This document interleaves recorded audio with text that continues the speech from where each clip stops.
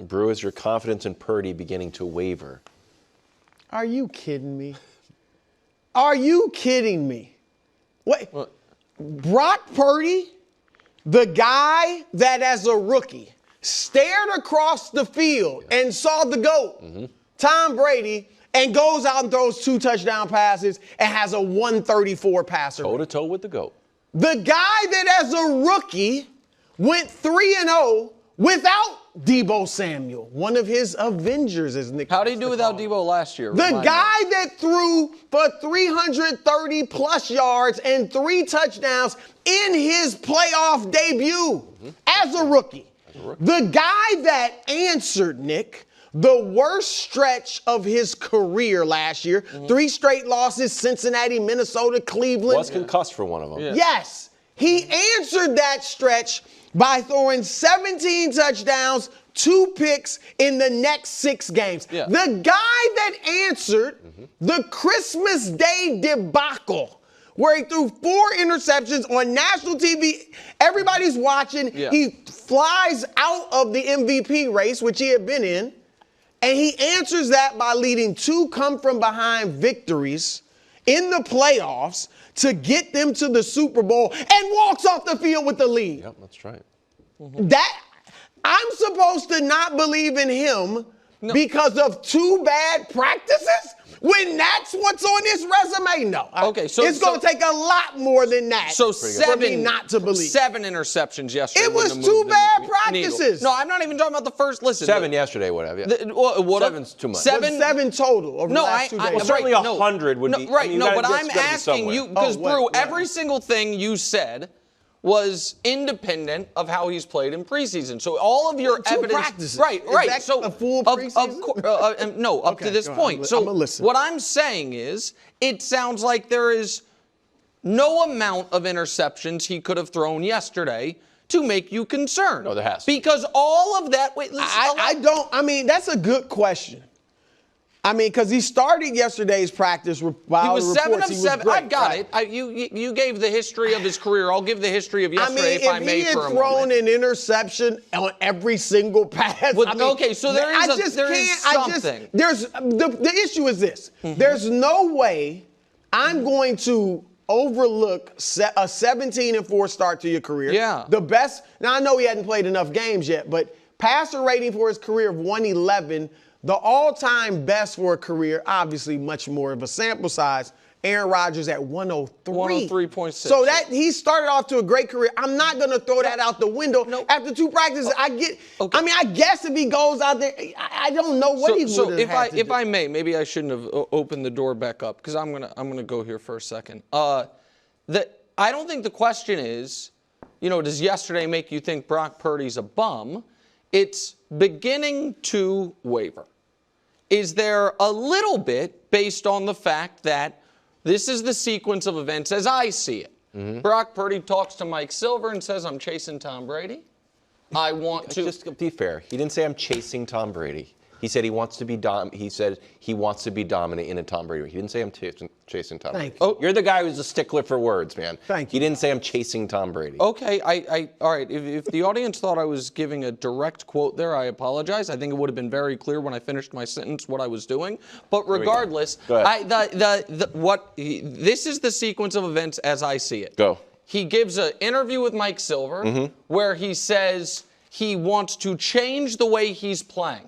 Sure. Again, not a direct quote, I'm paraphrasing. Where we have a lead, and instead of being careful, go for the jugular.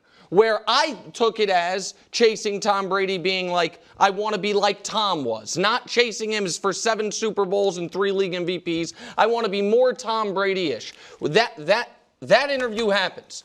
He then has a practice where he throws a hat trick of interceptions, and I show you guys the tweet from Jimmy Garoppolo's practice 5 years ago when he threw 5, and you guys were like, well, he didn't throw 5. And then yesterday, when I was gone, we find out that after starting 7 of 7, on the next 8 throws he has, 4 are picked, 2 are dropped picks, 1 is a dump off to use check, and 1 is an incompletion. So a couple drop picks away from 6 interceptions, which maybe would have made you concerned, maybe not. I don't know. So I think Brock Purdy is the most interesting player in the league this year. Because if he does try to be something he's not, which is prove to the world, I ain't no bus rider, I'm a bus driver, it'll kneecap the Niners. And if he just plays within colors inside the lines, as I think he has very well, better than Jimmy Garoppolo did for this Niners team, we are going to probably have a lot of the same debates we had last year. I'm not the only person that is concerned about this. Bru's favorite publication, Sports Illustrated, had a whole article about Brock Purdy, and I'll read you a big chunk of it because I think sometimes I'm painted as the bad guy. This is Sports Illustrated. The 49ers don't game plan for practices, and every quarterback benefits from a good game plan. During the regular season, Purdy usually has all of his elite weapons, plus his future Hall of Fame left tackle, so someone's open on every play. He just has to find the open man, deliver the ball accurately on time, which he can do. A lot of quarterbacks could do that if they played with Purdy's weapons. But Trent Williams and Brandon Ayuk haven't practiced yet this offseason. So instead of having 6 All-Pros around him, Purdy has 4. Debo, Kittle, McCaffrey, and Kyle Juszczyk. And Purdy doesn't play well when he has less than 5 or 6. Doesn't play as well, thank you. As well when he has 5 or 6 All-Pros at his disposal. Makes you wonder how he'll play when the 49ers give him $60 million per season and can't afford to surround him with 6 All-Pros anymore. Again, that's not Nick Wright. That's 49ers reporter for Sports Illustrated, Grant Cohn. Now, it sounds a lot like what Nick Wright thinks, but that's from Sports Illustrated, who I know you respect because you quote him all the time, what they said.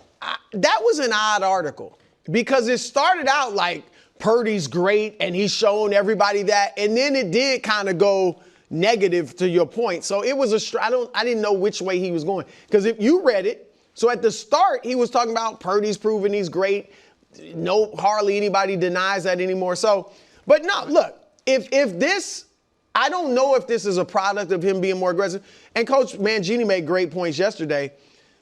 In practice, you oftentimes try to make throws that you wouldn't in a game. See what you can get away with. You're testing your receivers. Can they, are they going to make this catch if I throw it here or there? Can I get in this tight window? So a lot of times you may be taking risk that you would not take in a game.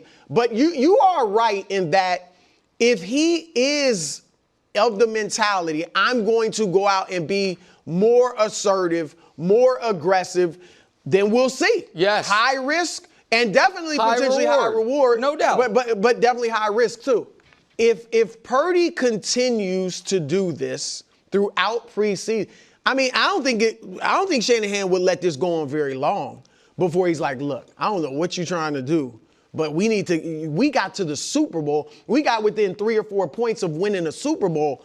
Let's do what you've been doing to get here. Like, I don't think it's going to be like if Purdy continues to struggle in practice like this, that they're not going to say anything to him. They're going to put him in check. I can't tell if he's struggling. I don't know. I can't tell if he's struggling. It's hard. Yeah, I don't know how much. I'll give you an example. I tweeted it flippantly, but Aaron Rodgers threw 6 straight touchdowns against the Jets defense, and I wrote, oh, so much for that vaunted Jets defense. I don't know how much stock to put into preseason statistics. So I think that if the Jets were running red zone, right? Mm-hmm. Which means I don't know if they were at the goal line, the 5, the 10, but they were running a drill where every single play is happening at the 20 or inside. Mm-hmm. The Niners were running their full, I forgot what they called it, ball movement, meaning as a real drive is what they were trying to do offense, defense, and Purdy was throwing those picks.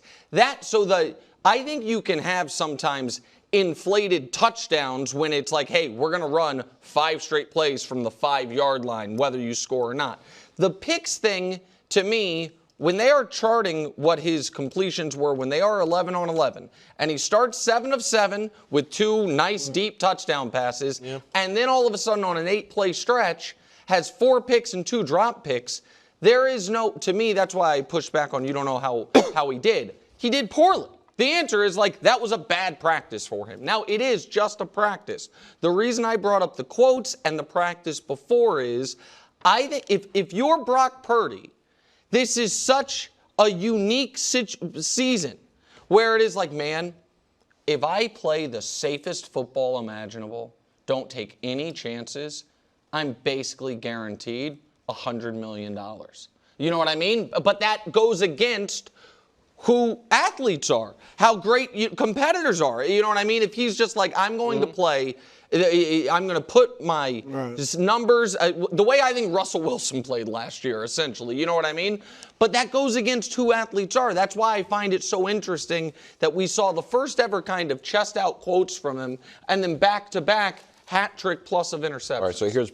Thanks for watching. Subscribe here to get more from the show and to check out clips from other shows on FS1.